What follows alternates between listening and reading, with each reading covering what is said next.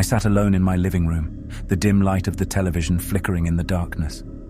My family had gone on a weekend trip, leaving me behind in the old, creaky house. At first, the solitude was a welcome break from the chaos of everyday life. But as the night wore on, a sense of unease began to settle in. I tried to distract myself with a book, but the sound of the wind rattling the windows made it difficult to concentrate. Every little noise seemed magnified in the silence, sending shivers down my spine. I dismissed it as mere paranoia and continued reading, but an unsettling feeling lingered. As the hour grew later, the house seemed to come alive.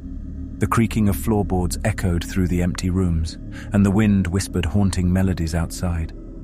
I couldn't shake the feeling that I was being watched, that there was a presence lurking in the shadows just beyond my vision. A sudden knock on the front door jolted me from my thoughts. My heart skipped a beat as I glanced at the clock. Who could be visiting at this hour? I hesitated, debating whether to answer or ignore it, but curiosity got the better of me. I made my way to the front door, the floorboards creaking beneath my feet. The dim porch light cast eerie shadows on the front lawn. I peered through the peephole, but there was no one in sight. Just as I was about to turn away, a cold gust of wind sent a chill down my spine. I opened the door cautiously, peering into the darkness. "Hello?" I called out, my voice quivering with uncertainty. Silence was my only response. I stepped outside, scanning the surroundings for any sign of movement. The air was heavy with an unexplainable stillness. Just as I was about to retreat back inside, I heard it, a soft, almost imperceptible whisper on the wind. My blood ran cold as I strained to make out the words. "Come play with me," it murmured, sending a shiver down my spine. Fear gripped me, and I hurriedly closed the door, locking it securely. I retreated to the safety of my living room, but the sense of unease lingered. I checked every window and door, ensuring they were securely shut. The house felt like a fortress, but the fear remained, gnawing at the edges of my mind. Hours passed, but sleep eluded me. I sat on the couch, staring into the darkness beyond the window. The feeling of being watched intensified, as if unseen eyes bore into my very soul. A single floorboard creaked upstairs, and my heart pounded in my chest. I grabbed a flashlight and slowly ascended the stairs, the beam of light illuminating the hallway. The house was silent, but an icy chill hung in the air.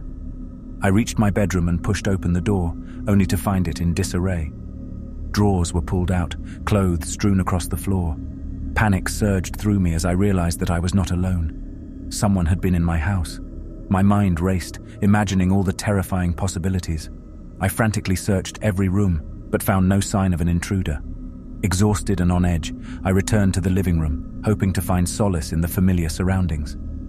But as I turned on the television, the screen flickered to life, revealing a distorted image, a figure with hollow eyes and a sinister smile. I screamed and stumbled backward, my heart racing. The figure on the screen seemed to move, its image growing larger, looming over me. Its voice, a chilling whisper, filled the room. "You should have left when you had the chance," it hissed. Terror paralyzed me as the figure materialized before my eyes, its ghastly form twisting and contorting. I tried to escape, but an invisible force held me in place. The room grew darker, the walls closing in on me. The figure approached, its ethereal presence suffocating. And then, just as suddenly as it had appeared, the figure vanished, leaving me in the suffocating darkness. I was alone, but the horrors of that night would forever haunt my dreams.